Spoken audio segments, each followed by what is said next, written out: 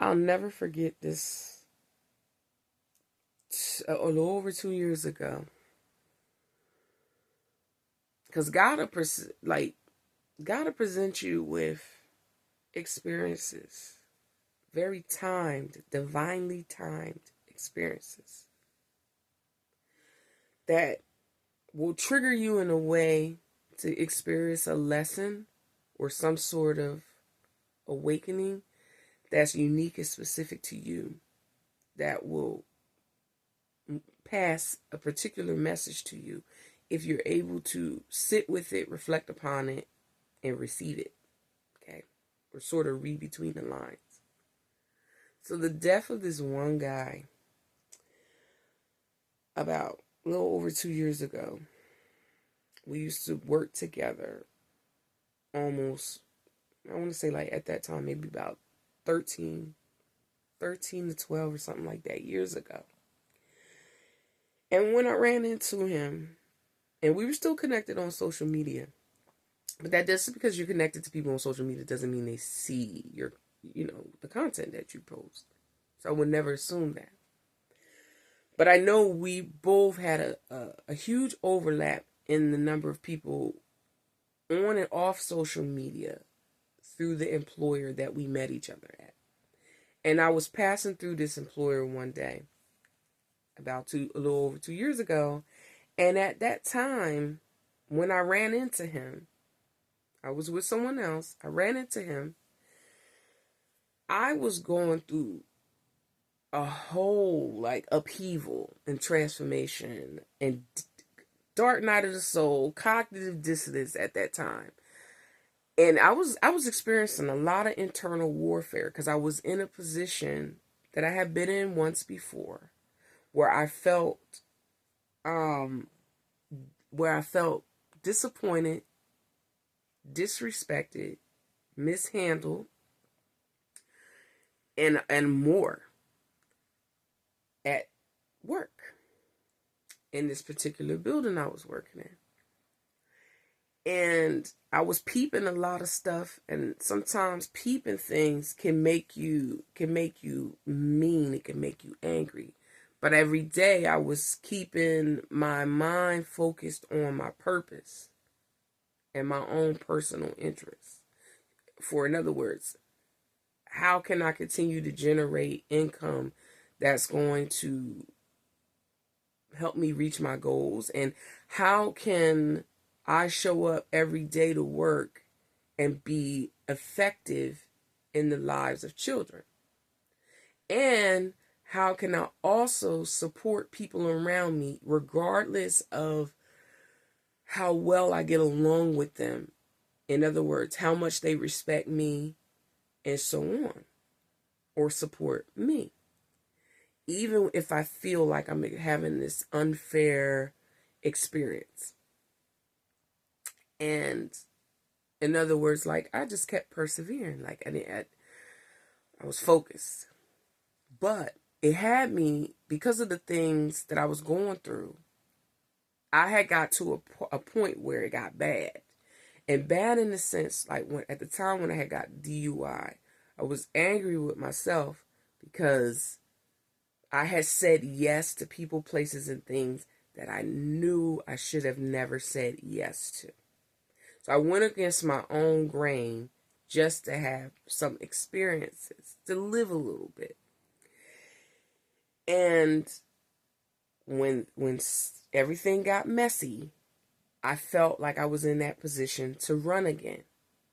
And I remember when I became dissatisfied working at that grocery store, had social conflicts and other things, and felt disappointed, disrespected, undervalued, and all that, yada yada yada, mishandled. I felt like my current situation at that time, 4:29 on the timer, as I'm saying this, mirrored what I had experienced at that grocery store, as opposed to what I was experiencing again in the education district I was at, and I still am currently. And I was like, what I was working through mentally was like, okay, if you're back here again with slightly different uh circumstances, right? But the overall theme was, dissatisfaction and conflict. What can I do differently to get from the past to yield better results and really show up and represent myself, assert myself, negotiate in this situation? So I was working through that because, like I said, I was like, well, if I'm going to be crapped on, and I was getting crapped on, not just behind a hater socially before my DUI,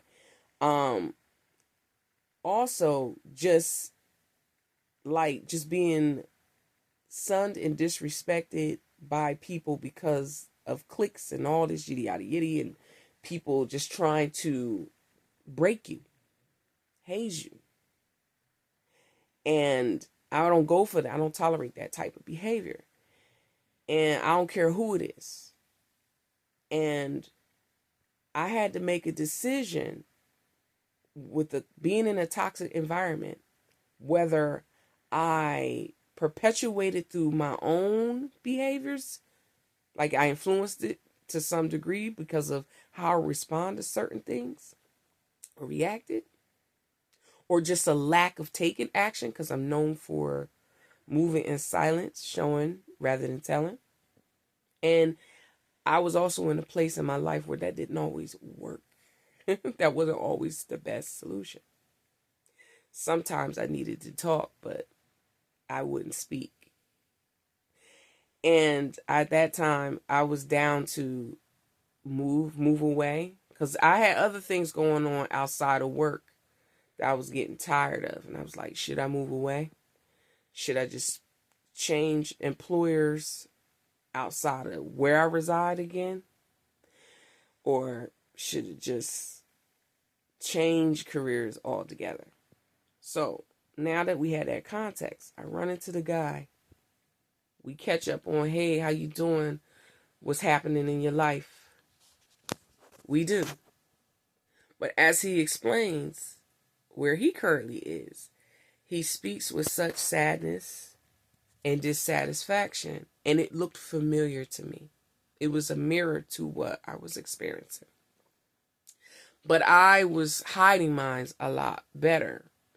And I don't think I was intentionally hiding it.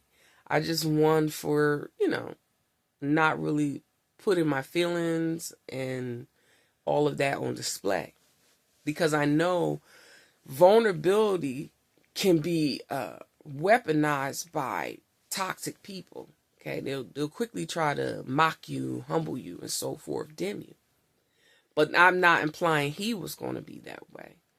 But the way he responded and the way his body language was set up was like he was embarrassed to still be in the position where he was, or at the employer he was with, because I had been over 10 years past that. So I did a video before about, people resenting you for, or seeing you as smug and uppity, right? Just perceiving you negative because you step away from certain people, places, and things for betterment and advancement. People actually take offense to it.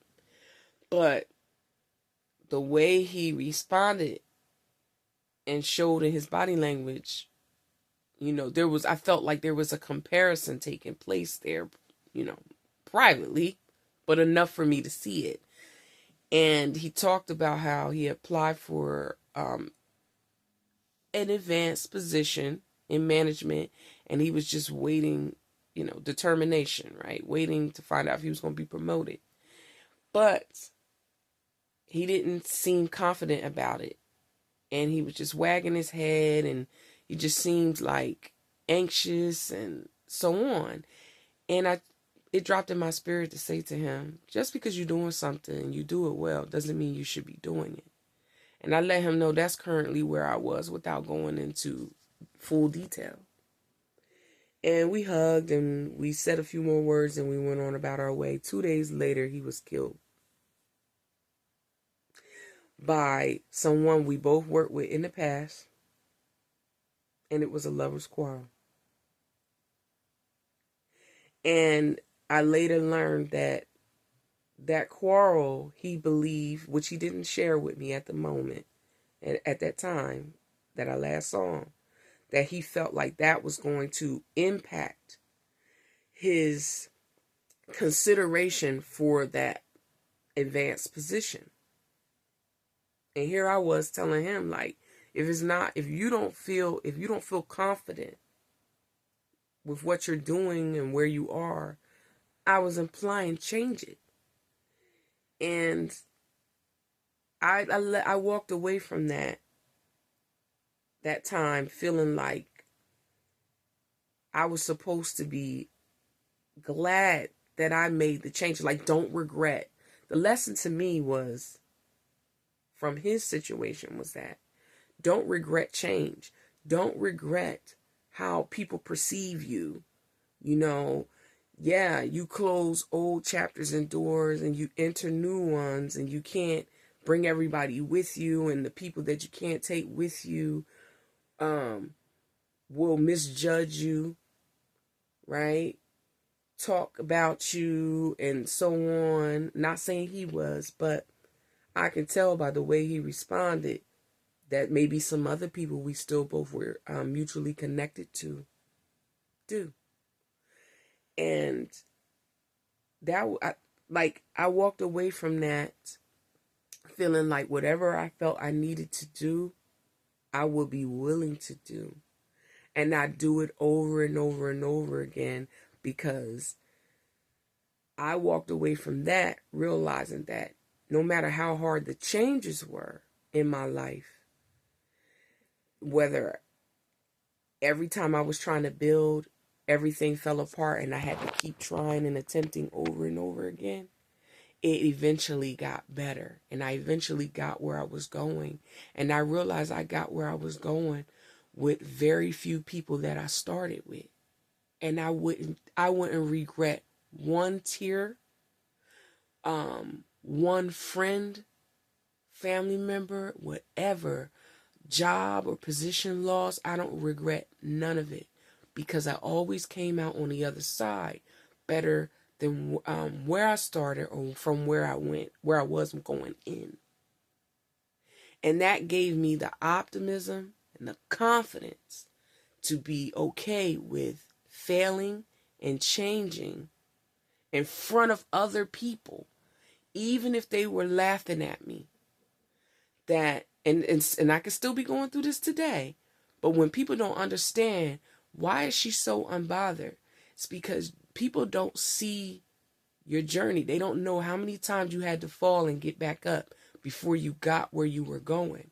And had he made that change simply just by changing the employer and the people around him, God only knows where he would be to this day.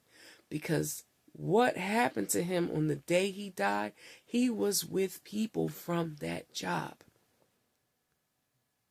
And I had people that I was connected to that he knew mutually on the job as well, that he remained friends with after I left, that I separated myself from because they weren't good for me. And separation can be a true blessing in disguise if you're willing to accept the painful lesson that goes along with